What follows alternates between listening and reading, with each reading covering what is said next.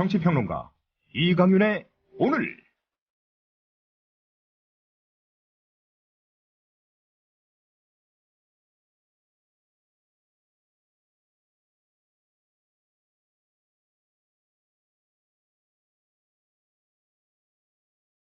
안녕하십니까, 이강윤입니다. 11월 13일 금요일 시작합니다. 서울 성북구에는 주민들로부터 이륜 수송수단, 좀 딱딱하죠? 바퀴가 2개 달린 탈 것을 주민들로부터 선물 받은 두 사람이 화제입니다.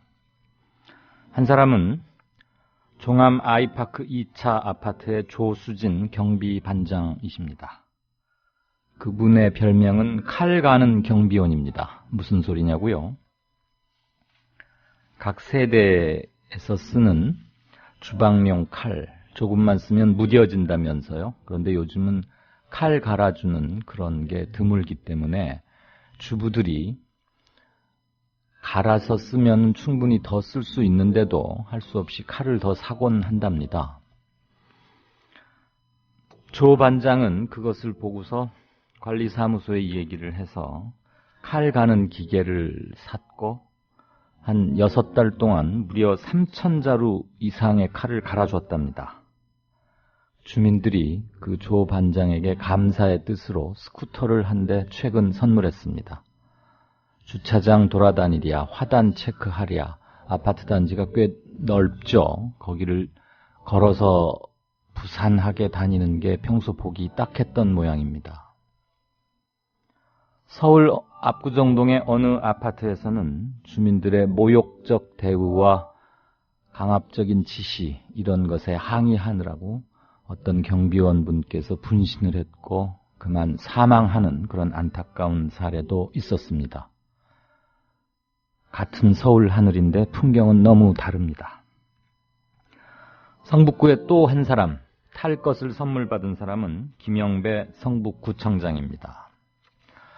어느 주민 한 분이, 물론 성북구 주민이죠, 관내 이곳저곳을 속속들이 돌아다니면서 살림살이 형편 이런 걸 꼼꼼히 챙기라, 올라오는 보고서에만 의존하지 말고 직접 돌아다니면서 눈으로 보라고 중고 자전거를 얼마 전에 한 대 선물했답니다.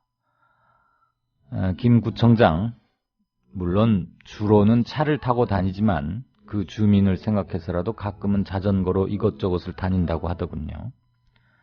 성북구는 최저임금보다 한 단계 더 진전된 생활임금이라는 개념을 도입해서 구 자치적으로는 그것을 이미 2, 3년 전부터 사용해오고 있습니다.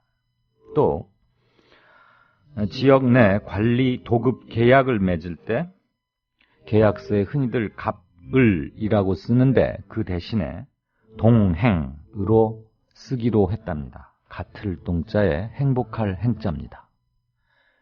지방자치가 어떠해야 되는지를 성북구 그리고 성북구청장은 잘 보여주고 있는 하나의 사례라고 생각됩니다.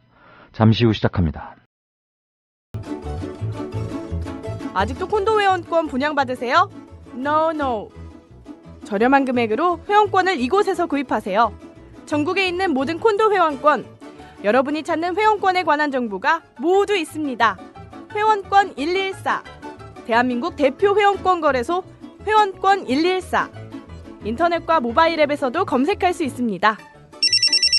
02544-6114, 02544-6114. 지금 바로 전화주세요. 회원권 114. 대한민국 투어. 우리 국민TV 남덕수 조합원님께서 운영하시는 이 대한민국 투어. 이분이 그 20년 경력의 베테랑입니다. 네, 이분의 어떤 경험을 여러분께서는 그냥 버스에 앉아가지고 다 빼먹는 거예요. 20년 동안 쌓아둔 그 빅데이터. 그렇죠. 버스가 이제 28인승 최고급 리무진 버스도 있고 45인승 좀 더 많은 분들이 타실 수 있는 이런 버스도 있으니까 고급진 여행도 바로 남덕수 조합원님과 함께라면 가능하다. 네. 문의 전화는요 1599-2686번입니다. 1599-2686. 버스 여행하면 2686이 딱 생각이 나네요, 벌써. 네. 1599에 2686번 아니면 네이버나 다음 같은 그 검색창에서 대한민국 투어 이렇게 검색하셔도 되고요. 그리고 웹사이트 대한민국 투어 한글로 쓰시면 됩니다. 대한민국 투어.kr 이렇게 검색하셔도 언제든 들어가실 수 있으니까 우리나라 국내 여행들도 많이 애용하시기 바라겠습니다. 대한민국 투어였습니다. 네, 4시 36분 돼갑니다. 뉴스 브리핑 시작하죠. 자, 정치권에서 작년 이후로 사라진 단어 같았는데 다시 개헌이 갑작스럽게 얘기가 나오고 있죠. 네, 그렇습니다. 새누리당의 친박계 핵심인 홍문종 의원이 이원 집정부제 개헌 추진 의사를 내비치면서 발언 배경에 관심이 쏠리고 있습니다. 홍문종 의원은 라디오 인터뷰에서 외치를 담당하는 대통령과 내치를 맡는 총리로 가는 것이 현재의 5년 단임제 대통령제보다는 정책의 일관성도 있고 국민의 다양한 의견을 수렴하기에도 좋을 것이라고 말했습니다. 그러면서 이제는 새로운 제도가 필요한 시점이라며 내년 4월 총선이 끝난 이후에 개헌해야 한다는 것이 현재 국회의원들의 생각이라고 주장했습니다. 홍 의원은 또 반기문 대통령의 친박 총리는 어떠냐는 질문에 정치권에서 그런 이야기가 나오는 건 사실이라면서 옳다 그르다를 떠나서 가능성이 있기는 하다고 말했습니다. 네, 이 관련해서는 조금 후에 이어질 정가 산책에서 좀 더 자세히 짚어보겠습니다. 개헌론, 청와대와 당 지도부 반응들이 어떻죠? 개헌에 대해서 청와대와 당 지도부는 선을 긋는 모습입니다. 시급하게 해결해야 할 국정 현안이 많다는 점을 이유로 들었습니다. 정연국 청와대 대변인은 오늘 브리핑에서 노동개혁 5대 입법, 경제활성화 4개 법안, 한중 FTA 비준안의 조속한 처리와 민생경제에 집중할 것이라고 강조했습니다. 대통령 정무특보를 지낸 윤상현 의원도 홍문종 의원의 개인 의견일 뿐 다수가 공유하거나 공감하는 의견도 아니고 논의 자체도 전혀 없다면서 이를 친박계의 개헌론으로 부풀리는 것은 사실과 다른 공상이라고 일축했습니다. 김무성 대표 역시 개헌론에 대한 기자들의 질문에 개헌 얘기는 하지 않겠다고 언급을 삼갔습니다. 그러나 일각에서는 국회에서 친박계가 애드벌룬을 띄우고 청와대는 일단 거리를 두면서 여론 추이를 살피는 역할 분담 차원에서 나온 얘기라는 시각도 있습니다. 자, 친반연대, 친박연대라는 당이 준비 중이라고요? 그렇습니다. 반기문 유엔 사무총장의 지지자 일부가 내년 총선을 염두에 두고 지난 6일 중앙선관위에 친반연대라는 이름으로 창당준비위원회 결성신고서를 제출한 것으로 확인됐습니다. 이들은 발기 취지문에서 새로운 지도자를 선출하는 2017년 민족의 미래를 열어갈 새로운 리더로서 반 총장이 적임자임을 확인한다고 밝혔습니다. 친박연대는 과거 박근혜 대통령의 이름을 내건 친박연대를 본뜬 것으로 창당 전 단계인 창준위는 발기인 200명 이상이면 결성할 수 있습니다. 네, 친반연대, 친박연대 좀 헷갈리시죠? 친반기문, 그래서 친반입니다. 친박이 아니고요. 자, 내일 서울 도심에서 민중 총궐기 대회 예정돼 있죠? 네, 그렇습니다. 내일 서울 도심에서 10만 명이 모일 것으로 보이는 민중 총궐기 집회가 예정돼 있는 가운데 법무부와 고용노동부, 농림축산식품부, 교육부, 그리고 행정자치부가 공동 담화문을 발표하고 불법 집단 행동이나 폭력 행위에는 법과 원칙에 따라 엄정히 대응할 것이라고 말했습니다. 앞서 민주노총 등 시민사회단체들은 내일 광화문과 서울광장 등 도심에서 정부의 노동개혁과 역사교과서 국정화, 한중 FTA 등을 반대하는 대규모 집회를 열겠다고 밝혔습니다.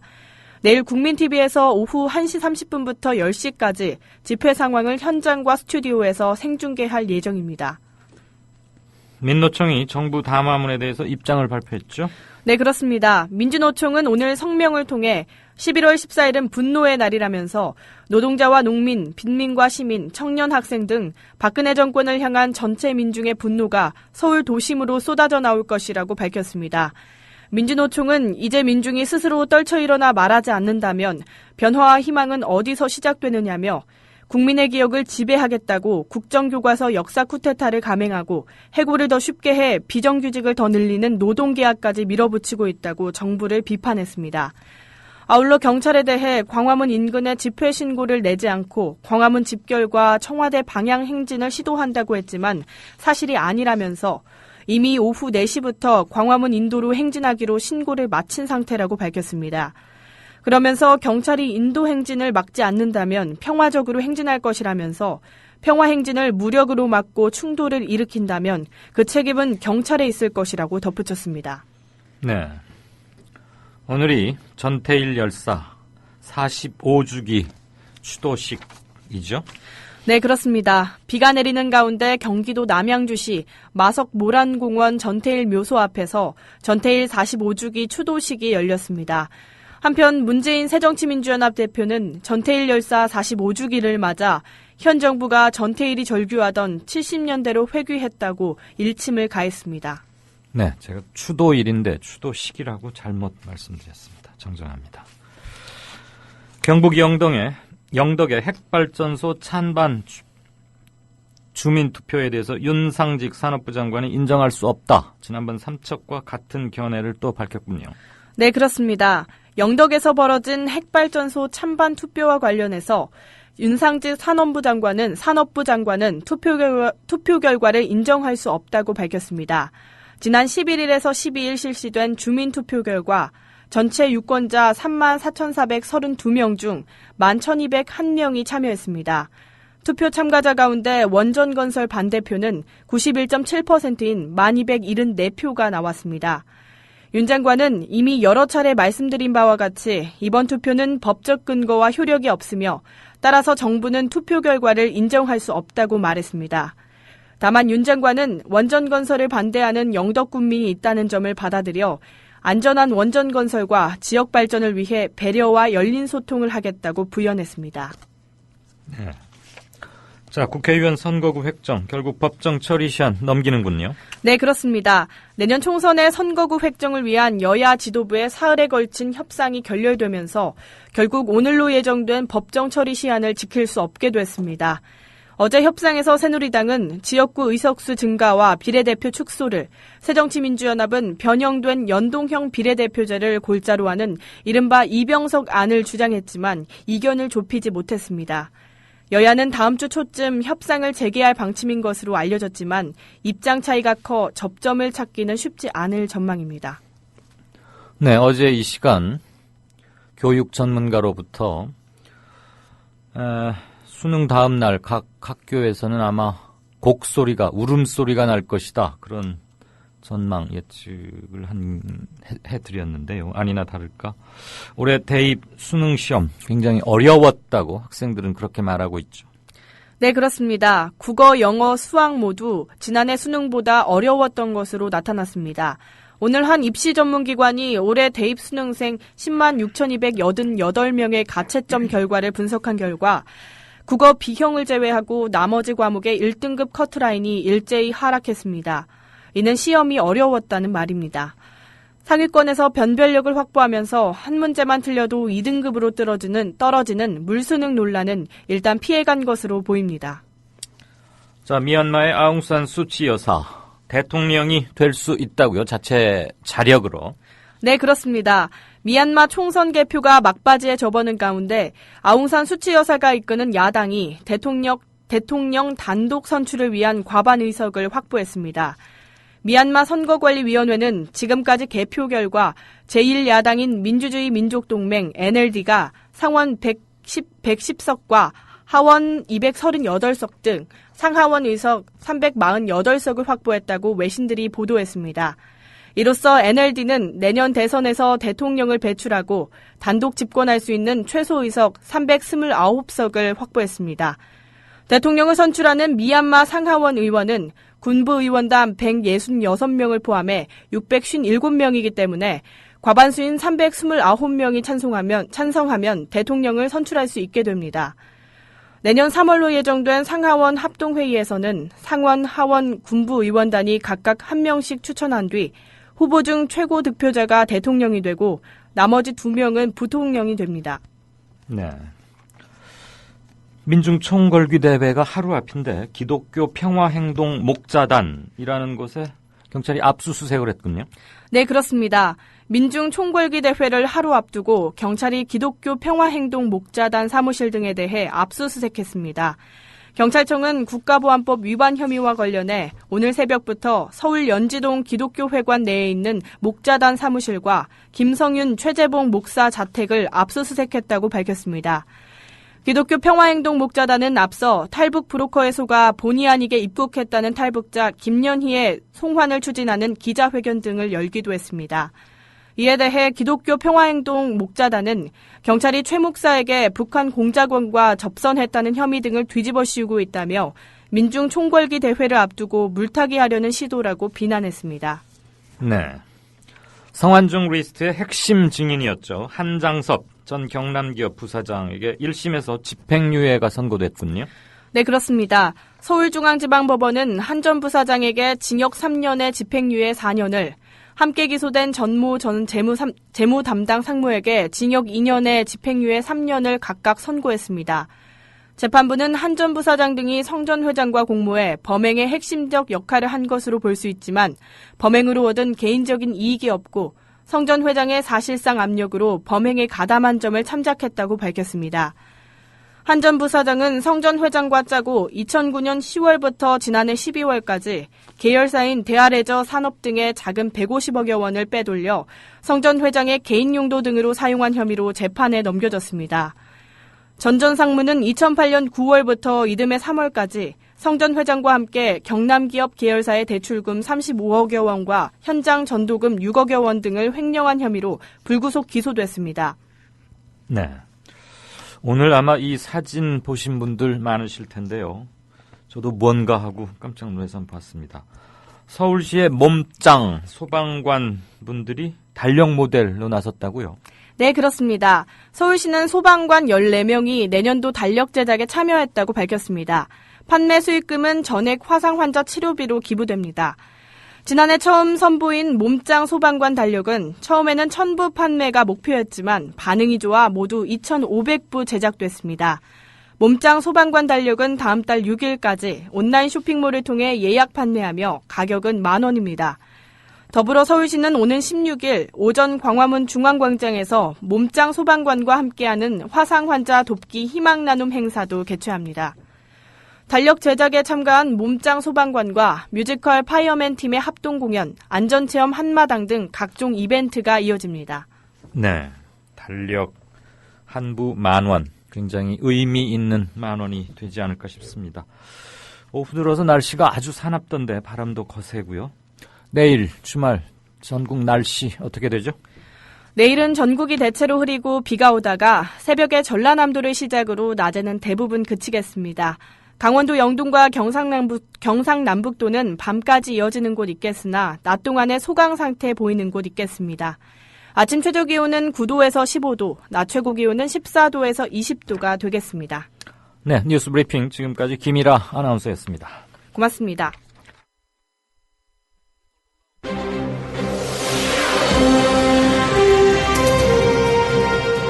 뉴스K가 위클리 종합뉴스로 돌아왔습니다. 깊이 있는 취재, 날카로운 시선이 담긴 뉴스가 시청자 여러분을 찾아갑니다. 매주 금요일 저녁 8시 30분 새로워진 뉴스K에 많은 관심 바랍니다.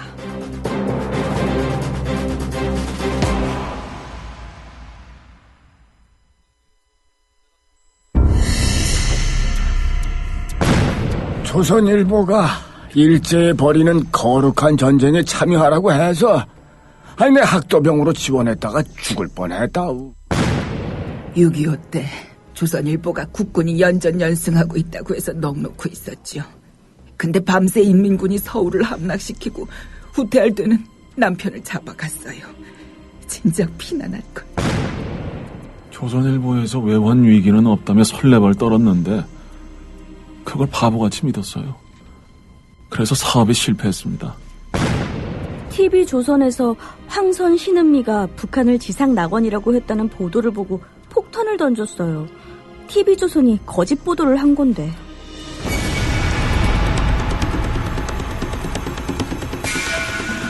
이런 조선일보가 여전히 신문시장 1위를 독점하고 있습니다. 조선일보 같은 족벌신문, 수구 기득권 세력의 대변 매체에 집중된 언론 권력을 시민에게 돌려주자는 운동. 이게 바로 미디어 협동조합 운동입니다. 조합원이 아니신가요? 서둘러 가입해주세요. 조합원이신데 조합비를 아직 못 내고 계신가요? 서둘러 자동납부 신청을 해주세요. 인터넷 국민.tv 또는 서울 전화 3144-0933, 3144-7737로 하시면 됩니다. 국민라디오 팟캐스트 응원하는 가장 쉬운 방법 아시나요? 다운로드하기, 별점 주기, 댓글 달기, 구독하기. 국민라디오 팟캐스트 널리 알리는 가장 쉬운 방법. 다운로드하기, 별점 주기, 댓글 달기, 구독하기. 기억하세요. 다운로드하기, 별점 주기, 댓글 달기, 구독하기. 국민 라디오를 또 국민 TV를 읽는다? 미디어 협동조합 콘텐츠의 관문, 국민TV 뉴스를 아시나요? 뉴스K 등 국민 TV의 모든 기사, 조간 브리핑 등 국민 라디오의 인기 콘텐츠, 주요 방송의 녹취와 뉴스메이커와의 대담, 주요 원고 대본이 여러분을 기다립니다. 국민 라디오와 국민 TV를 한눈에 만나세요. news.국민.tv 모바일 접속은 m.news.국민.tv. 이강윤의 오늘. 이제는 정가 산책으로 함께합니다. 정치권 동향 생생하게 풀어드릴 분은요. 네, 한국일보 양정대 기자 안녕하세요. 네, 안녕하세요. 국회가 우리를 실망시키게 한두 번은 아닌데 법정 시한까지 넘겨가면서 그것도 못 지켜가면서 선거구 획정 아예 지금 진척이 없는데 느닷없이 개헌론은 또 왜 나와요? 무슨 친반연대 이런 것도 있다던데. 제가 사실 이번 주 초반에 그 여야 간의 선거구 획정 협상이 좀 일정하게 좀 접점을 찾아가는 것 같다. 그래서 주 중반쯤에 한번 리포트를 해주겠다고 그랬었죠. 예, 형식적으로는 법정 시한을 넘기더라도 여야 간의 정치적 합의 자체는 시한 내에 가능할 수도 있겠다 이런 말씀을 드렸는데 제가 시쳇말로 좀 우리 정치권을 너무 만만하게 봤던 거 아닌가 싶은 생각에 좀 청취자분들께 죄송하다는 말씀을 드려야 될 것 같습니다. 보도 약속은 못 지켰는데 그게 옥동자를 낳아야 아들인지 딸인지 보도를 할 수 있는 거 아닙니까? 아이도 못 낳는데. 예. 네. 어쨌든 지금 16대, 17대, 18대 국회에서 다 선거구 획정 부분을 이제 법정시를 지키지 못했었는데 특히 총선을 불과 40일 정도, 40여일 앞두고 선거구 획정을 최종적으로 정리를 한 적이 있었습니다. 그게 아마 18대 총선 직전이었던 것 같은데요. 18대? 이 전전에? 설마 이번에 그런 정도까지 늘어지지는 않을 거라 기대는 합니다만 어쨌든 이번에도 법적인 시한은 이제 이미 오늘로 이제 종료가 된 상태고요. 네.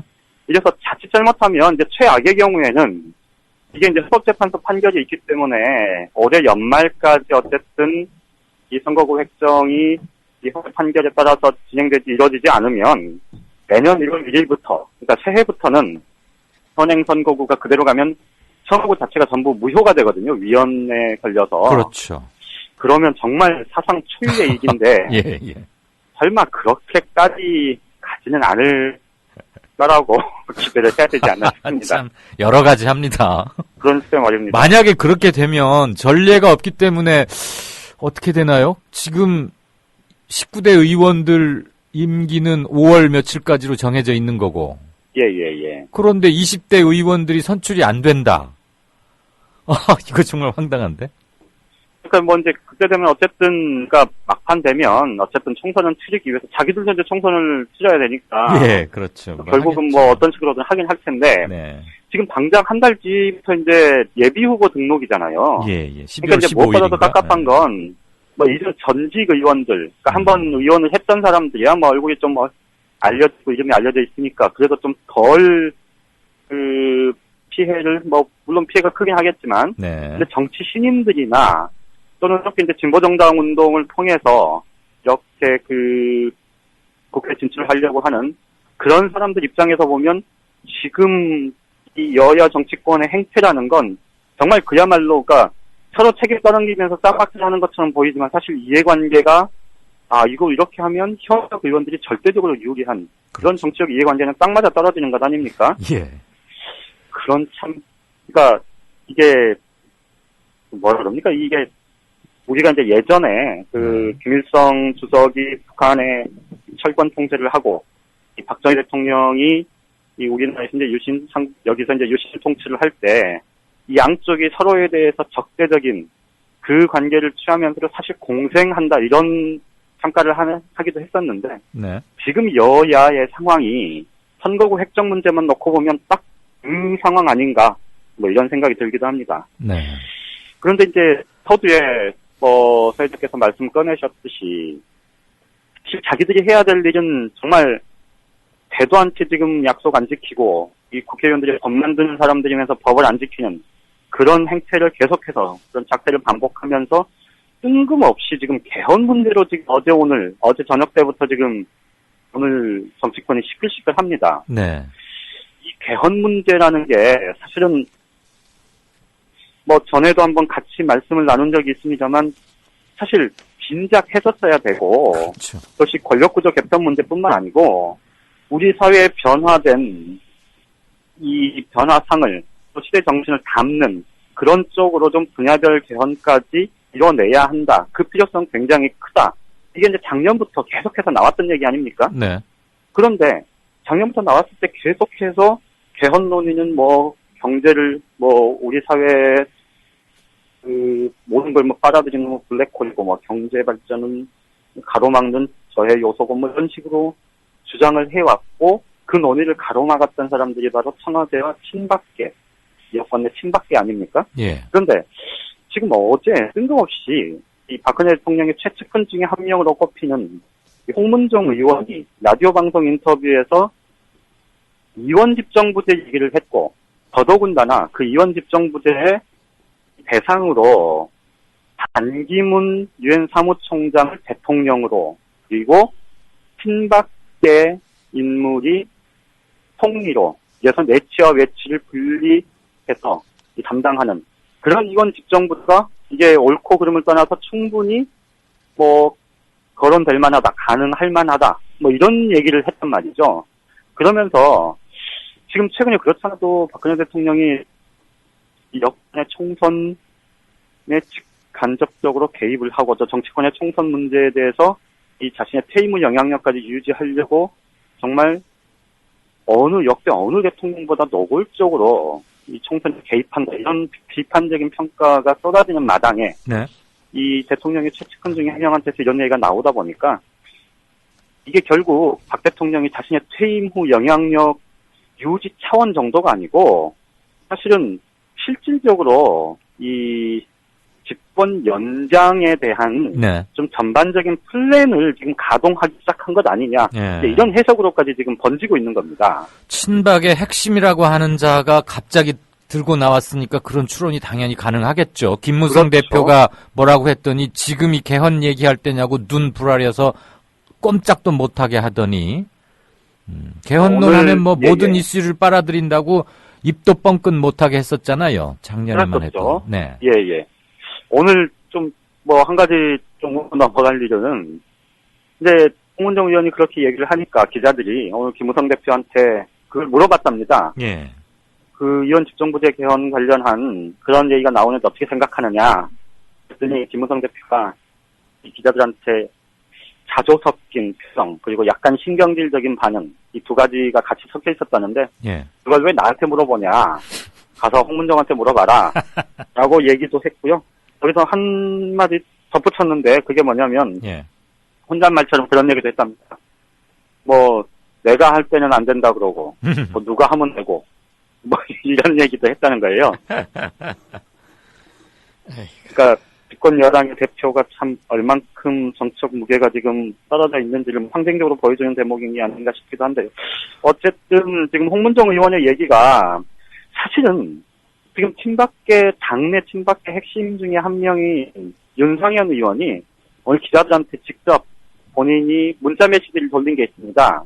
그게 뭐냐면 그 홍문정 의원이 얘기한 이원 집정부제 개헌 관련한 얘기는 우리 내부에서 논의된 적이 전혀 없다. 지금은 개헌 얘기할 때가 아니다. 저는 20대 국회 구성되면 그때 가서 논의할 문제고 지금은 이 한중 FTA 비준연 처리를 포함해서 이 경제 살리기에 매진해야 할 때다. 이런 아주 원론적인 얘기를 하면서 이게 집단적인 조직적인 얘기가 아니라 홍문종 개인의 얘기다. 이렇게 딱 선을 그었습니다. 예. 사실 따지고 보면 홍문종 의원은 친박계 내에서 제가 아까 이제 친박 핵심 중 한 명이다 이렇게 말씀은 드리긴 했습니다만 그 무게감에서 보면 예. 친박 내에서 약간은 좀 무게감이 떨어지는 인사다 이렇게 보는 게 맞을 겁니다. 예. 그런데도 제가 오늘 이 얘기를 조금 강조해서 말씀을 드리는 건 한 보름쯤 전에 최경환 경제부총리가 이런 비슷한 얘기를 한 게 있습니다. 했죠. 예. 예. 그러니까 그때는 아까도 말씀드렸듯이 그 이제 뜬금없이 최경환 부총리가 그 얘기를 한 거고 그 이후에 지금 홍문종 의원이 비슷한 취지의 얘기를 했는데 이렇게 논란이 커지는 데는 다른 두 가지 이유가 있는데요.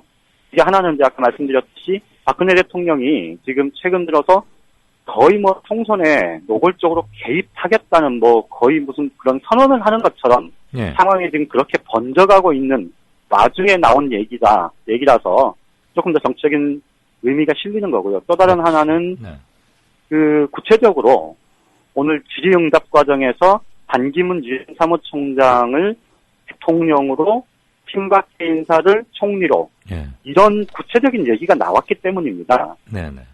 그래서 이거는 보기에 따라선 실제로 지금 그 박근혜 대통령이 지난 뭐 중국 전승절 기념행사 때도 마찬가지고 그 유엔 회의 참석한 뉴욕에 갔을 때도 마찬가지고 반기문 총장하고 굉장히 좀 이 가까운 스킨십을 굉장히 넓혀가고 있는 그런 상황도 있었고 그래서 여러 가지 정책 해석들이 나왔지 않습니까? 그랬죠. 국내에서. 뉴욕에서는 그때 사흘 동안 7번인가 같이. 그렇죠. 예. 그래서 이제 그런 여러 가지 정황들이 같이 겹치면서 지금 이 정치적인 논란이 좀 증폭된 그런 모습을 보이고 있는 겁니다. 당연히 야당에서는 발끈하는 거고, 여당 내 비박계에서도 김무성 대표의 반응은 아까 잠깐 말씀을 드렸습니다만, 비박계에서도 이게 무슨 뭐 한마디로 얘기하면 참 어처구니 없는 그런 얘기냐라는 이 비판적인 반응이 지금 줄을 이루는 게 사실입니다. 예.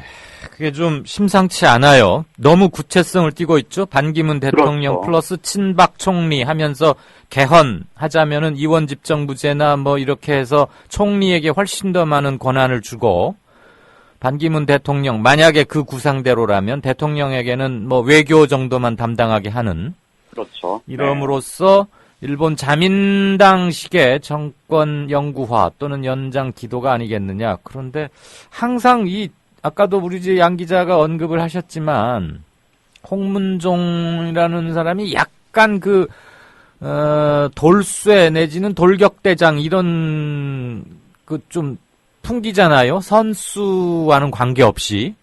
그리고 좀 보면 튀는 행동도 많이 하고 그러니까 똘끼도 좀 있다 그러고. 그렇죠. 그러니까 전략적으로 혹은 조금 뭐랄까 브레인 이런 것보다는 딱 상황 정해지면 앞담 가리고 달려드는 뭐 이런 스타일의 정치인이라고 볼 수 있죠. 네. 그래서 사실은 이제 지금 잠깐 말씀하신 것처럼 이 홍문종 의원이 지금 이 상황에서 그 얘기를 굳이 왜 했을까? 이게 과연 그냥 뭐 평소에 가지고 있던 생각이 부지불식간에 나온 건지 아니면 청와대 의중을 읽어보니 혹은 내부에서 좀 이런 얘기가 라는 거를 좀 알리고 싶었던 건지 뭐 그런 건 이제 조금 더 시간이 지나면 드러나겠지만 큰 가닥에서 보면 뭐 누차에 걸쳐서 말씀드립니다만 그리고 최경환 경제부총리가 한 보름쯤 전에 했던 얘기 그런 것까지 포함해서 읽어보면 지금 친박계에서 어쨌든 내년 총선이 지나고 나면 이제 어떤 식으로든 여권에서 뭐 지금보다 친박 뭐 진박이라고 그러죠 요즘은 진짜 진박 인사들이 그렇죠 진짜 뭐 친박 이런 사람들이 많아지더라도 결국은 내년 총선을 중점으로 해서 네. 차기 대권 주자들 중심으로 이제 당내 여권 내 권력 지형이 개편이 되는 게 뭐 불을 보도 뻔한 상황인데 네. 그런데 친박계 인사라고 뽑히는 사람들 중에 그 대권 경쟁을 통해서 이 미래 권력으로서의 자기 자신의 정치적인 입지를 지금 분명히 갖추고 있는 사람이 보이질 않는 게 또 사실 아닙니까? 그렇죠. 그러다 보면 포스트 박근혜 이후에 친박들이 어떻게 살아남을 수 있겠느냐. 그건 결국 박근혜 대통령의 퇴임 후 영향력 유지라는 그 정치적인 명분을 내걸고 자신들의 입지를 붙인 다음에 사실은 좀 길게 보면 이런 집정부제를 거쳐서 내각제 개헌 비슷하게 그렇게 흘러가는 게 사실 그 사람들한테는 정치적 이해관계가 가장 맞아떨어지는 거고요. 그 점에 있어서는 지금 새정치민주연합을 포함한 이 야권 내 새정치연합 야당 내 비주류 쪽에서도 사실 비슷한 흐름들이 좀 일부 있는 것도 사실입니다. 예, 예. 그래서 어떻게 보면 이 홍문정 의원의 불쑥 꺼낸 그 얘기가 내년 총선 이후에 네. 그 대선까지 가는 그 과정에서 사실 정치권에서는 굉장히 좀 휘발성이 큰 그렇죠. 그런 정책 소재가 될 가능성이 굉장히 높아 보입니다. 저희가 엿보이는 개헌론이 아무튼 모락모락 피어오르고 있는데 이거 아니에요? 김무성 당신은 아니야. 청와대나 친박 핵심에서 이것을 지금 선언한 게 아닌가 싶기도 하고. 그렇죠. 뭐 그 메시지는 사실 지속적으로 지금 가고 있다고 보는 게 맞죠. 예. 그러니까 작년에 그 김무성 대표가 당 대표에 뭐 당선된 이후로 단 한 번도 사실 청와대에서 먼저 우호적인 사인을 낸 적이 없죠. 없었습니다. 네. 그렇죠. 그러니까 김무성 대표가 청와대에 뭐 반기를 드는 듯 했다가 꺾어 나가 떨어지고 그 다음에 또 청와대에서 뭐 한다 그러면 얼른 가서 그거에 힘실어서 자기가 비유 맞추고 총대 메고 하는. 예. 이번 뭐 교과서 국정화 때도 여실히 드러났는데. 그렇죠. 그럼에도 예. 불구하고 헛심만 쓰는 게 아닌가 싶고. 그러니까요. 그런 부분들이 지금 계속 반복이 되는 와중에 또 한 번 이런 그 개헌과 관련한 얘기가 권력구조 문제, 이원 집정부제라는 아주 구체적인 부분까지 얘기를 하면서 나와서 방금 말씀하셨던 그런 양상은 훨씬 더 좀 뚜렷해진다 이렇게 볼 수 있고요. 뭐 한 가지 여담입니다만 이원 집정부제 얘기가 우리 정치권에서 뭐 그동안 이제 개헌 얘기가 나올 때 이 권력구조 개편 방안과 관련해서 이제 여러 가지 방안 중에 하나로 뭐 언급은 되어 왔었는데 주로 이제 많이 얘기됐던 거는 대통령 현행 5년 단임제 대통령을 중임제 내지는 연임제로 이제 바꾸고 하는 뭐 그런 정부 통용제로 전환하고 뭐 이런 부분들이 좀 얘기가 많았잖아요. 그랬었는데. 그렇다가 이제 이원집정부제라는 게 좀 적극적으로 검토되고 혹은 인재 회자되기 시작했던 게 바로 다름 아니라 작년에 김무성 대표가 상하이에서 개헌 발언을 꺼냈을 때 그때 김무성 대표가 대안으로 얘기했던 게 바로 이원집정부제입니다. 오스트리아식 이원집정부제를 얘기를 했었는데 오늘 김무성 대표가 아까 잠깐 소개해드린 바대로 이 기자들한테 이 볼멘 소리 했던 이유 중에 하나는 내가 이원 집정부제 얘기할 때는 그러더니 친박에서는 또 그렇게 얘기하면 가만두네? 뭐 이런 생각이 들었기 때문에 아닌가 또 그런 생각도 들어봅니다. 그렇죠. 자기가 아니라는 건 명확히 드러났고 아까 양 기자가 뭐 하나 실수한 거 있어요. 제가 바로 잡을게요. 네네. 청와대 계시는 그분이 직함이 바뀌었어요. 공천심사위원장으로. 아셨죠? 새누리당 공천심사위원장이라고. 그런 것 같습니다. 아무튼 개헌론이 이게 이번 건은 예사롭지가 않아요. 개헌 입도 뻥끗 못하게 하다가 탁 띄워놓고 슬쩍 선은 그으면서 총선 결과 봐가면서 총선 지나고도 대통령 임기가 1년 8개월이나 남아있지 않습니까? 그렇죠. 그래서 이제 아까도 도모하기에는 충분하고도 남는 시간이기 때문에 네네. 야권은 아주 지금 판단을 잘해야 할 것이다 그런 생각이 듭니다. 그래서 이제 아까 계속해서 강조를 드려서 말씀을 드렸던 게 어쨌든 내년 총선이 끝나고 나면 그 대선까지 가는 그 기간 동안에 이 개헌 문제, 특히 권력구조 개편 문제를 포함한 예. 이 개헌 문제가 굉장히 좀 중요한 정치권의 논쟁 중에 하나, 또 부상할 가능성, 그런 것들을 지금 어떻게 보면 청와대나 친박계 쪽에서 차근차근 준비하고 있는 모습처럼 보일 수도 있거든요. 이번 예. 상황이.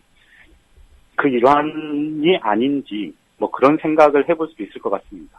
알겠습니다. 정치부 기자들 긴 리포트물 하나 숙제 받은 것 같아요. 방학 숙제로. 자, 사실 이 문제는 아마 이제 계속해서 네. 아마 휴화산으로 그렇죠. 계속해서 진행형이 될 겁니다. 맞습니다. 자, 한 주 동안 애썼고요. 다음 주 또 연결하죠. 지금까지 정가산책 한국일보 양정대 차장이었습니다. 예, 고맙습니다. 고맙습니다.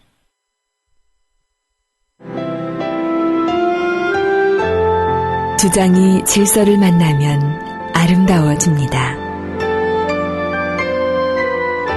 주장이 화해를 만나면 힘이 생깁니다. 주장이 감동을 만나면 희망이 됩니다. 주장이 배려를 만나면 마음을 움직입니다. 마음을 움직이는 힘, 배려에서 시작됩니다. 한국방송광고공사 공익광고협의회. 많이 힘들어. 많이 힘들어? 우울해. 우울해?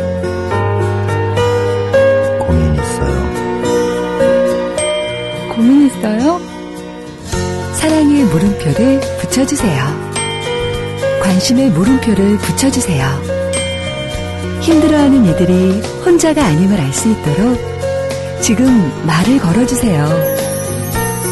당신의 물음표 하나가 생명을 살릴 수 있습니다. 공익광고협의회. 네, 5시 12분 됐습니다. 일기가 많이 사납습니다. 내일 제법 좀 추울 것 같고요. 내일 곳곳에서, 서울에서는 곳곳에서 집회가 예정되어 있는데 게시판 잠깐 보죠. 논현동 신사님, 오랜만에 듣습니다. 아, 정말 저도 오랜만에 보는 닉네임이네요. 양정대 차장 반갑다고 하셨고요. 썸녀와 나묶음님은 본인이 생각하는 내년 총선 이후의 시나리오를 이렇게 적어 놓으셨네요. 내년 총선 이기면 박근혜 연임 가능한 대통령 4년 중임제로 개헌 시도하지 않을까. 만약 그게 여의치 않으면 반기문 유엔 사무총장을 바지 대통령을 만들고 박근혜 수렴청정. 이건 뭐 플랜 B가 아닐까 싶은데. 예, 뭐 네. 그만해라 그네야님. 이강윤 앵커님, 왜 갑자기 미얀마의 단결된 민중의 힘이 이렇게 부럽죠? 우리 고국의 현실이 참 슬픕니다. 라고 하셨습니다. 고국이라고 하신 거 보니까 지금 밖에 계시는 분, 텍사스에 계신다는 그분 아니신가 싶습니다. 네, 충분히 무슨 말씀인지 알겠네요. 미얀마도 참 너무나 힘든 현대사를 겪어왔죠. 그리고도 아무튼 들풀은 밟아도 언젠가 기어이 다시 되살아난다, 피어난다, 뭐 이런 얘기를 듣습니다. 53년 동안 우리가 겪었던 유신 같은 그런 아주 억압적인, 우리 상상 이상의 폭압적인 독재가 계속되었음에도 결국 민중들은 표로서 힘을 보여주는 것, 그 이후가 참 중요한데요. 네. 크하님, 남한 종북, 북한은 종미, 새누리는 종, 새정치는 종, 새누리. 한반도의 적대적 공생관계. 하하. 해안이 대단하십니다.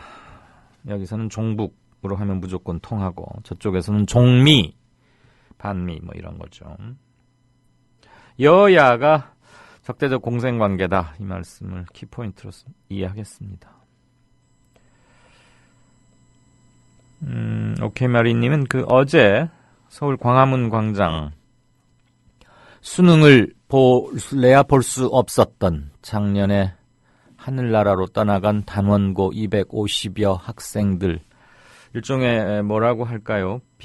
가방들만 이렇게 쭉 놔두는. 얼마 전 독일 브란덴부르크 문 앞에서는 신발들만 이렇게 304켤레를 해서 세월호의 불귀의 계기 된 세월호 승객들, 사망한 304명의 원혼을 추모하는 퍼포먼스 같은 게 있었는데 우리는 이제 가방으로 했군요.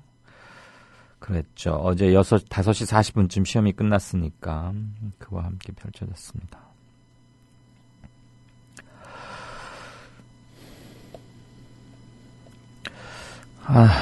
빈 가방, 이름표 달린 가방 하나, 참 슬프네요.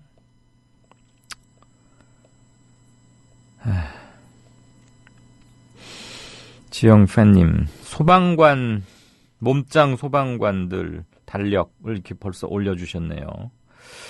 이분들은 무슨 바디빌딩 하거나 무슨 건강 이런 것보다는 아마 직무 관련성이 더 높지 않을까 싶고요. 경찰, 군인, 소방관들, 재해, 재난, 그다음에 국방 이런 거에 종사하시는 분들은 당연히 본인의 몸이 또 아주 중요한 업무이기도 하니까 트레이닝을 많이 한다고 들었습니다. 건강 차원에서 해도 누가 뭐라고 하겠습니까만은 이분들의 이 몸 단련은 특별한 더 의미가 있을 것 같은데 어쩌면 그렇게 하나같이 미소들도 멋있고 잘생기셨는지. 그런데 아직도 소방관 3명 중에 1명 꼴로 장갑이나 이런 소모품들 아직도 자기 돈으로 산답니다. 아직도.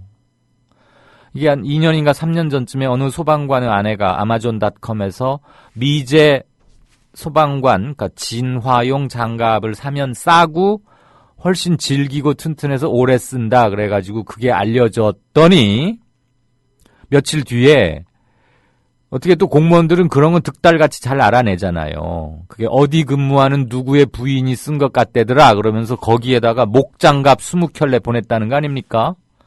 면으로 된, 그리고 손바닥 쪽에는 빨간색 페인트인지 뭔지 칠해져 있는 거 아시죠? 그거 아무짝에도 쓸모 없거든요. 진화용 장갑을 그걸 왜 보냅니까? 글쎄. 이런 넋 빠진 사람들이 관료의 상층부를 형성하고 있는 게 그러는데, 어쨌거나 그렇게 여론의 비난을 받았으면 지금이라도 정신을 차리고 그 예산 그거 얼마가 되겠습니까? 설령 몇백억이 든다고 해도 전액 나라에서 넉넉하게 지급해야 하는 거 아닙니까? 세월호 침몰 당시에 해경들은 가긴 갔어요. 그래가지고 팬티바람에 이준석 선장 등 승무원들만 딱 데려오고 조그만 망치로 이렇게 선실 유리창 한번 때려보다 안 되니까 안 되겠어 철수해. 그리고 지금 저 큰 배가 가라앉으니까 침몰하면서 이렇게 소용돌이가 생겨서 빨려 들어갈 수 있으니까 반경 200m 내 접근 금지 이런 거 했지 않습니까? 그런데 소방서 대원들 불나니까 저기 뜨거우니까 저거 다 타고 식을 때까지 기다렸다가 들어갑니까? 그렇지 않지 않습니까? 안에 사람이 있는 것 같다고 하면 무조건 일단 들어가지 않습니까? 그래서 대들보가 불에 녹아서 떨어지는 거에 맞아서 사망하기도 하고, 미처 불길에서 화마에 갇혀가지고 못 나오기도 하고, 질식사하기도 하고, 안에 사람이 확실히 있는지 없는지 모르지만 탈출한 누군가가 안에 사람이 있는 것 같아요 라고만 말을 해도 들어간단 말이에요. 소방관들은. 어쩌면 이렇게 세월호 침몰한 해경과 다를 수가 있습니까? 물론 소방관 중에도 지탄을 받고 그런 비리를 연루된 사람들도 있긴 합니다. 그렇지만 헌신도, 청렴도 이런 것에서는 월등히 앞서고요. 국가안전처인지 뭔지 만들면서 소방방재청이 좀 격화되는 그런 내부 아픔도 겪었습니다만, 어쨌거나 이분들 이 달력 10,000원이라니까 10,000원짜리 한 장이 이런 좋은 일도 할 수 있구나 하는 생각이 듭니다. 어쨌거나 참 눈시울이 뭉클해지는 그런 사진입니다. 이분들이 계속 웃으면서 일할 수 있게 해드리는 게 국민된 도리이자 세금 내는 사람들의 권리이기도 한데요. 논현동 신사분님께서는 이 소방관 아저씨들까지 내가 너무 초라하게 느껴진다 이런 말씀을 남기셨습니다. 고3 아들을 둔 어느 인천 엄마가 어제 광화문 세월호 아이들을 추모하는 것에 쓴 뭐라고 대자보 한번들 보시죠. 하늘의 별이 된 너희들아, 너희들이 땅의 아이들을 걱정하고 땅의 아이들이 별이 된 친구들을 너무나 보고 싶은 오늘이구나. 못난 이 엄마가 가진 모든 기회를 세월호 진실을 밝히는 것에 끝까지 함께하마. 별이 된 금쪽 같은 내 새끼를 절대 잊지 않으마. 라고 했습니다. 예. 관련 사진들 고맙습니다. 오케이 마리님. 달약 사야겠다고 낭만 고양이님 쓰셨네요. 오동팔님, 또다시 친박 연대라니 정말 참담하다. 이게 이 나라의 수준인가? 내일은 세종문화역 회관 옆 종로 빈대떡집에서 막걸리 좀 마시고 악다구니 좀 쓰다가 와야겠다라고 하셨네. 예, 친박 연대도 돼 있고 친반 연대랍니다. 이제 친반기문, 그 친반 50보 100보인 것 같고요. 탐욕의 GXX, 무능과 독선의 폐개닭. 그래도 이강윤의 오늘이 있어서 희망을 담아봅니다. 네, 고맙습니다. 위헌 결정난 차벽을 경찰은 또 설치하겠다는데 왜 야당은 이런 거 분연히 맞서 싸우지 않고 내일 궐기대회에는 안 나오겠다고 결정했단 말이냐? 그 맨 앞열에 야당이 서야 되는 거 아니냐? 그다음에 노동법 개혁 관련해서 사자후를 토했던 정의당의 심상정 대표 똑똑히 기억하는데 정의당도 내일 총궐기대회는 빠지겠다고 하니 매우 서운하다. 이런 말씀들 많이 주고 계십니다. 이게 진정한 민심의 바로미터가 아닌가 싶습니다. 네, 조금 이따 다시 한번 체크하죠.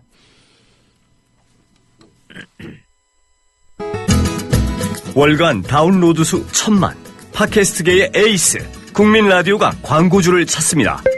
직접 찾아서 선택해 듣는 방송, 청취 몰입도가 높은 방송, 지상파 케이블 광고와 차원이 다릅니다. 부담 없는 가격, 소비자의 열띤 반응, 전혀 다른 광고의 블루오션을 경험해 보십시오. 국민라디오 @gmail.com으로 문의해 주시면 상세히 안내해 드리겠습니다.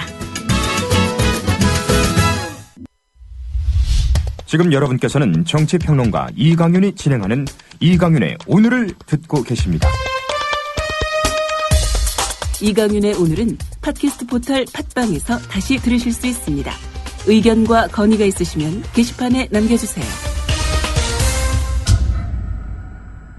네, 스포츠 뉴스 전해 들으시죠. 박상현 차장, 안녕하세요. 네, 안녕하십니까.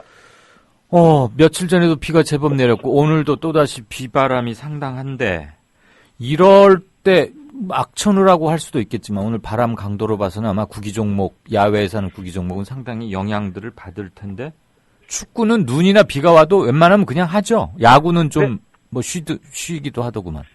네, 야구 같은 경우는 이제 주심이 도저히 안 될 때 경기를 속도에 진행할 수가 없을 때 이제 30분 정도를 지켜봅니다. 네.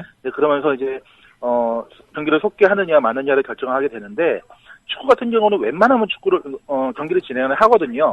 요즘 같은 경기장, 옛날이면은 이제 흔히 말하는 후중전이라고 하지 않습니까? 예. 그 잔디가 잔뜩 물을 머금고 물웅덩이도 생기고 이제 그런 시절도 있었지만 최근에는 이제 경기장 자체가 너무 물이 잘 빠지는 그렇게 공사를 하기 때문에 배수. 크게 무리는 없습니다.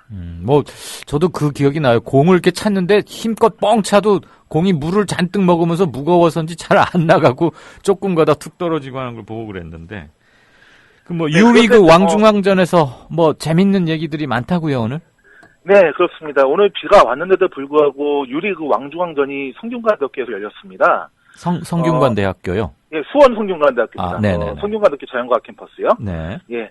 일단 결과부터 말씀드리자면은 용인대학교가 2대0으로 승리를 했고요. 예. 그 용인대학교 같은 경우는 그동안에 이제 대학 축구에서는 전혀 주목을 받지 못했던 팀이었거든요. 거기는 유도하는 대학 아니에요? 예, 그렇죠. 유도. 예, 주로 이제 흔히 말씀하시듯이 이제 예전에 이제 대한유도대학 학교 이제 그런 걸로 시작을 했던 학교고. 네네. 용인대 하면은 이제 유도나 태권도 그 정도만 좀 생각을 하시는데. 네. 최근 들어서는 여자 농구나 이제 축구 쪽에서도 좀 기량을 발휘하는 선수가 많이 나타나기 시작을 했습니다. 특히 이제 용인대 같은 경우는 지금 프로 K리그 선수 출신이 이장관 감독이라고 좀 있습니다. 네. 그 이장관 감독 예전에 이제 K리그 이제 부산에서 뛰기도 했던 그런 현역 출신인데요. 네.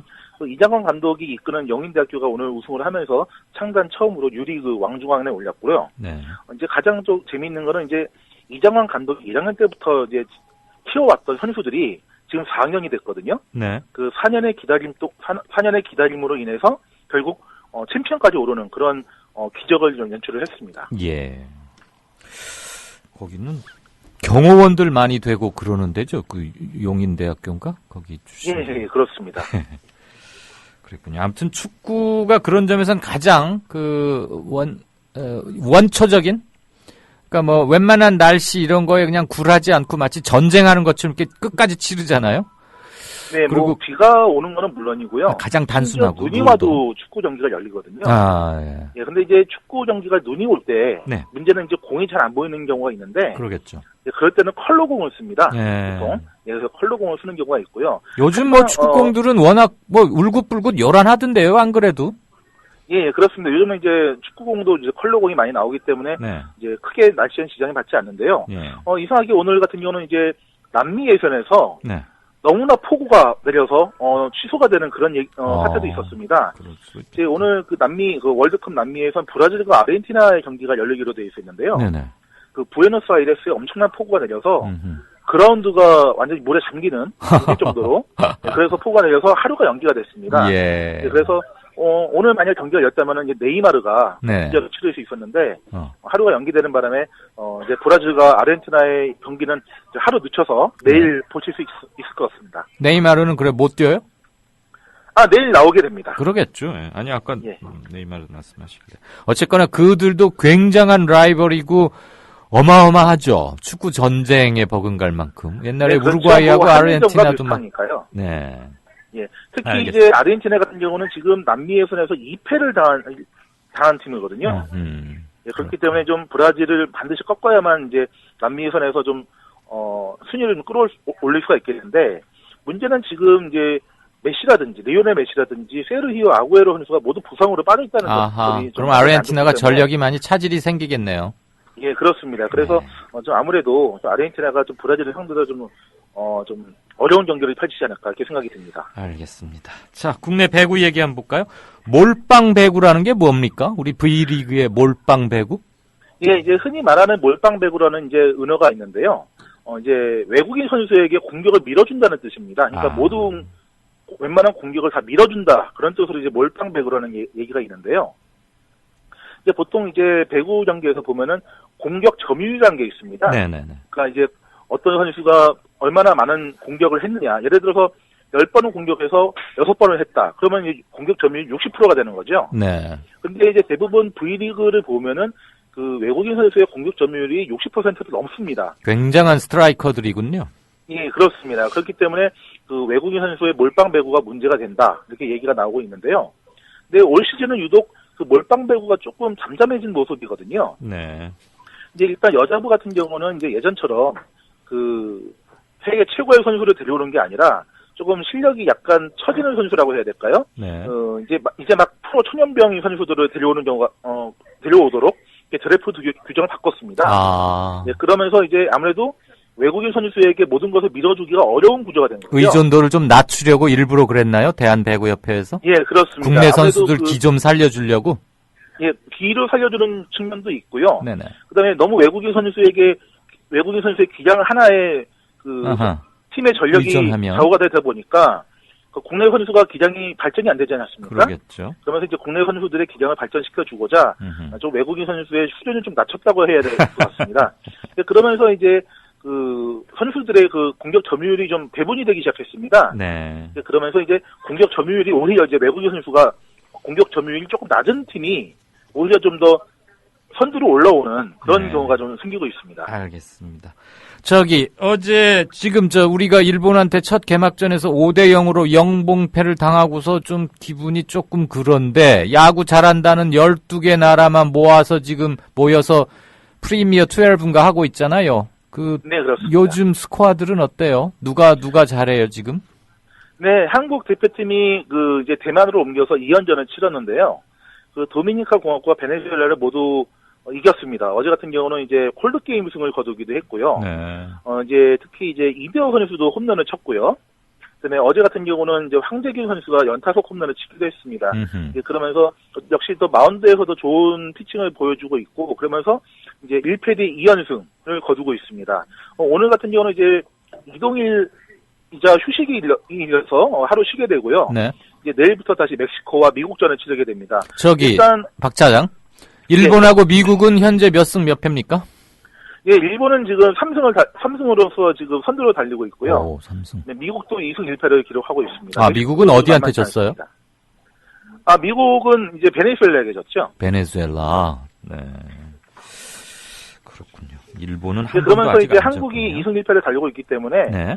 일단은 최소한 그 4위까지 주어지는 8강에는 오를 것으로 보입니다. 예, 거기야 들어가겠죠. 12나라 중에 4팀만 떨어진다면서요? 네, 그렇습니다. 네, 거기까지 떨어지면 말이 되겠어요? 자, 그리고 축구 국가대표팀도 어제 뭐 하는 것 같은데요? 네, 바로 어제 그 월드컵 예선전이 벌어졌는데요. 네. 그 미얀마의 경기에서 4대0 승리를 거뒀습니다. 네. 상당히 좀 재미있는 기록이 많이 나왔는데요. 네. 올 시즌 그 여러 번의 A매치가 있었는데 무려 16번이나 무실점 경기를 치렀습니다. 그래서 한 해 동안 벌어진 그 A매치에서 가장 많은 최다 무실점 경기를 좀 치렀고요. 네. 그 다음에 역시 이제 월드컵 예선전에서 5전 전승을 거두면서 사실상 최종 예선은 확정 지은 분위기입니다. 네, 알겠습니다. 웬만한 비바람에는 축구는 끄떡없이 한다. 야구는 좀 쉬더라도. 네, 그렇습니다. 오늘만 해도 그리고 왕중왕전이 펼쳐졌고요. 예. 그러니까 두 운동의 들어오는 과정에서 대학생 선수들이 열심히 뛰는 모습을 볼 수 있었습니다. 두 운동의 차이나 그 유래 이런 것들을 알 수 있는 대목이 아닌가 싶었습니다. 한 주 동안 고마웠습니다. 네, 감사합니다. 네, 지금까지 스포츠 Q의 박상현 차장이었습니다. 박 대통령은 재치 있는 유머로 주변 사람들을 안심시키며 분위기를 바꾸었습니다. 아유, 공해야 공해. 아니 기사님, 뉴스 듣다 왜 라디오를 끄세요? 대통령 동정 연예인 스캔들 동물 날치 얘기뿐이에요. 어디 뉴스가 뉴스다워야지요. 그럼 기사님 안목에서 뉴스다운 뉴스는 뭔가요? 4대강 만든다고 하더니 죽을 4차 4대강 만들었고, 나라님이 자원 외교한다며 혈세를 펑펑 써댔고, 똥별들이 무기 팔아서 뒷돈 챙기고 나라가 개판 5분 전이 됐는데 이런 건 뉴스에 안 나오잖아. 뭐가 뉴스겠어요? 자고로 뉴스라는 거는 권력이 뭔지 알려주고 그 권력을 바르게 이끄는 거 아니겠습니까? 왜 이럴까요? 그게 다 권력자한테 장악당한 거죠. 기사님, 그래서 이런 세상, 이런 뉴스를 바꾸자고 해서 등장한 협동조합이 있잖아요. 에? 협동조합이요? 조합원이 사주라서 조합원 뜻에 어긋나는 뉴스를 만들 수 없는 그런 방송이에요. 오! 아이, 거기가 바로 미디어 협동조합입니다. 욕하고 한숨 쉬는 것으로 그치지 말고 함께 희망을 만들어요. 미디어 협동조합 홈페이지 국민.tv 또는 서울전화 3144-0933으로 문의하세요. 미디어 협동조합이 벌이는 싸움은 단번에 끝나는 단거리 달리기가 아니라 마라톤입니다. 반만 년 동안 기승을 부려온 기득권 논리, 또 기회주의가 어찌 일거에 숙청되겠습니까? 인내심과 지구력을 갖고 천천히 또박또박 그리고 신랄하게 헤쳐나가야 합니다. 국민TV의 조합원이 되어주십시오. 이 사술과 기만의 시대 언제까지 방치하겠습니까? 국민TV가 가장 무서운 견제자로서 어둠을 헤치고 썩지 않게 하는 힘이 되겠습니다. 이제 가입하실 때가 됐습니다. 미디어 협동조합 홈페이지 국민.tv 또는 mediacoup12@gmail.com의 문호는 24시간 열려 있습니다. 다 함께 자부심으로 물려줄 세상을 만듭시다. 누가 아는 바로 당신이 할 일입니다.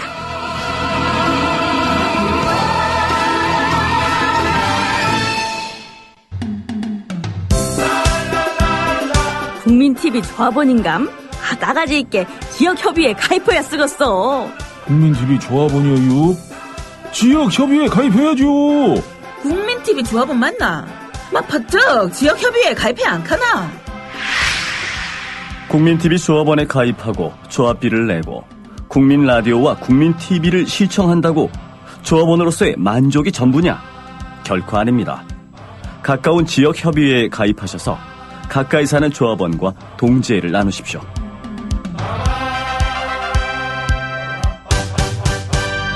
자세한 가입 안내는 미디어 협동조합 홈페이지 지역협의회 게시판을 참고하시면 됩니다. 국민 라디오를 또 국민 TV를 읽는다? 미디어 협동조합 콘텐츠의 관문, 국민TV 뉴스를 아시나요?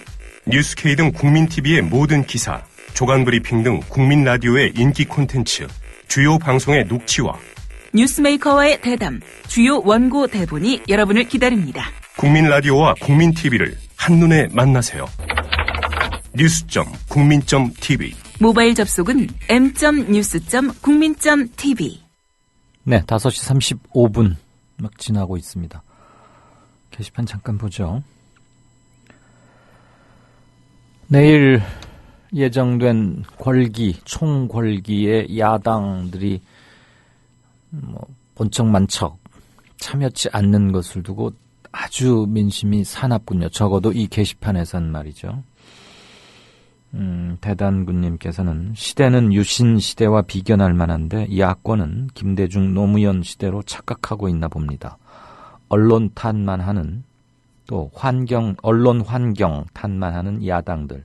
싸움터에서 장수가 환경 탓하면서 머뭇거리면 백성들은 생사를 넘나드는 법인데요. 왜 장준하 선생님처럼 싸우지 못할까요? 명망가만 있고 정치가는 없는 지금의 야권입니다. 그랬더니 워렌 버핏 67조님 오랜만입니다. 문재인 심상정 나와라. 아주 그냥 명확하고 단호하게 말씀하시는군요. 그렇습니다. 문재인 심상정 나와라. 이것보다 더 잘 압축하고 있는 바는 없는 것 같습니다. 오늘의 댓글, 가히 오늘의 댓글이군요.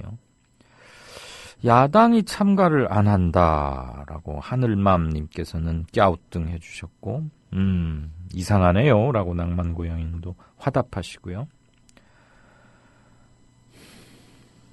내일 야당들이 참가하지 않는다는 소식을 듣고 국민 노릇 해먹기 참 힘들고 외롭다는 생각이 듭니다. 지금이 민정당 시절도 아니고 도대체 왜들 그러는지 말이야. 속이 막 터지네요 라고 토토하하님도 울분을 터뜨리셨습니다.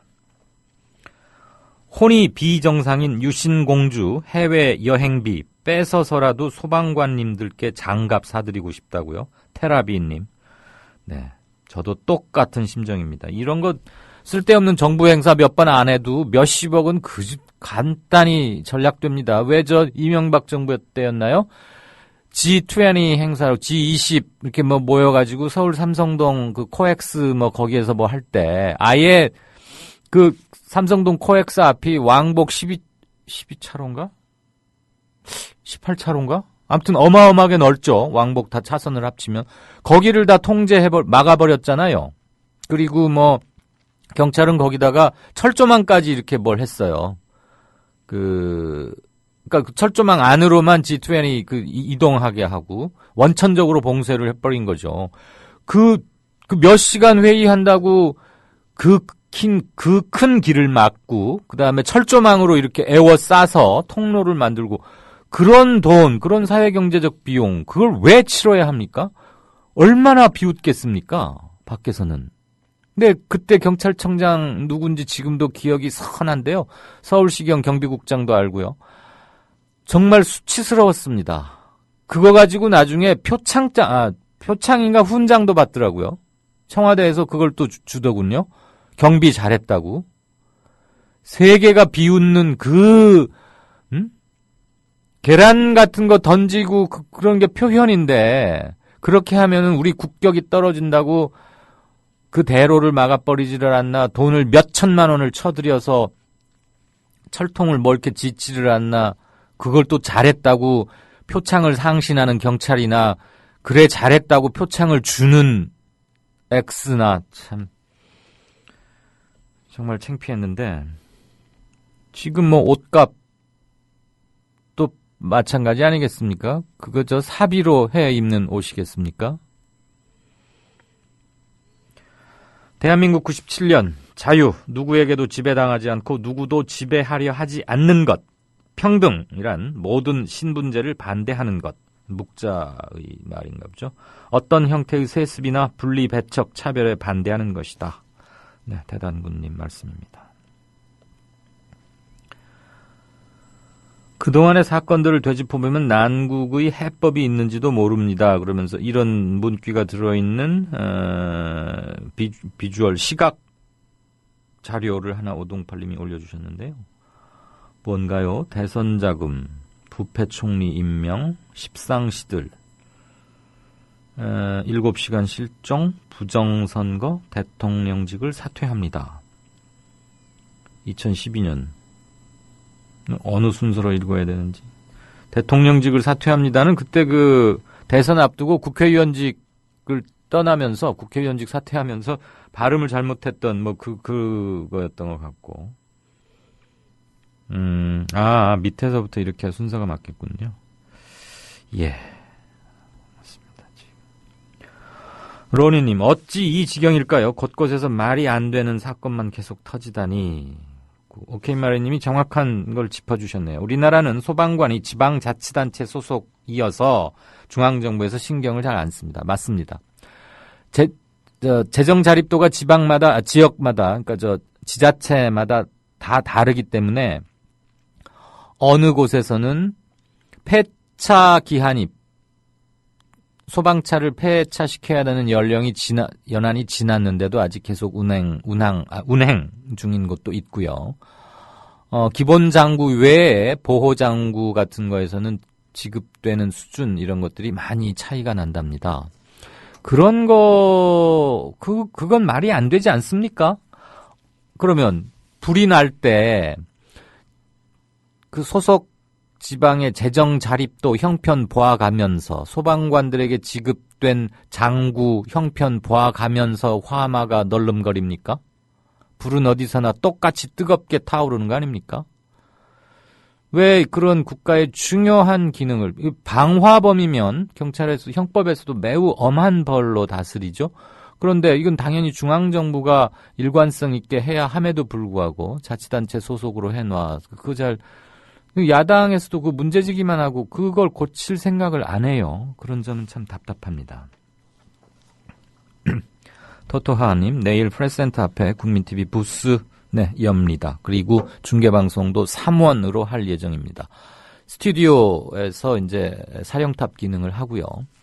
주요 현장 2곳에 카메라를 나누어 보내서 3원으로, 그러니까 집회 현장 2곳과 합정동 국민TV 메인 스튜디오 이렇게 3중으로 하게 되고요. 아마 이용마 기자와 노지민 앵커 이 두 사람이 더블 캐스팅을 보지 않을까 싶습니다. 그리고 주권TV와 국민TV가 함께 공동 제작하는 형태로 약 10시간가량의 현장 생중계를 할 예정입니다. 내일 집회 상황이 녹록지 않을 것 같습니다. 서울 동숭동, 해화동, 대학로라고 하죠. 거기에서 광화문까지가 종로통을 다 동대문 지나서 종로 5가 4가 3가 쭉 돼야 되잖아요. 근데 거기 이동하는 것도 만만치 않을 거고, 광화문을 경찰 차벽이 원천 봉쇄를 할 거기 때문에 곳곳에서 그 돌파와 저지 이것을 놓고 많은 충돌도 예상이 되곤 하는데, 동선도 상당히 길고요. NULL. 국회의원이란 자들이 부정 당선의 아몰랑 여자만 쳐다보는 해바라기들이니 나라가 개판 이하다라고. 개판 이하랍니다. 이하. 예. 두 야당, 정의당과 새정년 내일 집회에 대해서 소극적으로 한다는 거 굉장히 분노하고 있다는 것을 알아야 할 텐데요. 다른 얘기도 올려주셨습니다. 아직 공식적으로 저도 정했다는 얘기는 했는데, 내일 야당이 나오지 않는다는 얘기는 잘못된 정보라고 합니다. 내일 가봐야 알겠지만 미리 실망하지는 말자고요. 우리 힘을 빼고자 하는 정보 흘리기, 이렇게 그럴 수도 있겠다라는 말씀 올려주셨습니다. 네.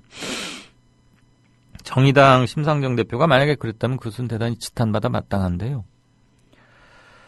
다름과 닮음님, 최근 갤럽 여론조사에서 문재인 대표의 호남 지지율이 한 자릿수인 이유는 목숨 걸고 싸우지 않는 문재인에 대한 강력한 경고라고 생각합니다. 정부 여당은 말할 가치도 없고 야성을 잃은 야당 때문에 국민들의 절망은 대단히 큽니다. 후세 사람들이 묻겠지. 지구가 침략당할 때 뭘 하고 있었냐고. 그럼 우리는 이렇게 대답하겠지. 그냥 지켜만 봤노라고. 트랜스포머 3에 나오는 대사인가 보죠. 크하님이 올려주셨네요. 네, 고맙습니다. 다음 코너 들어가죠.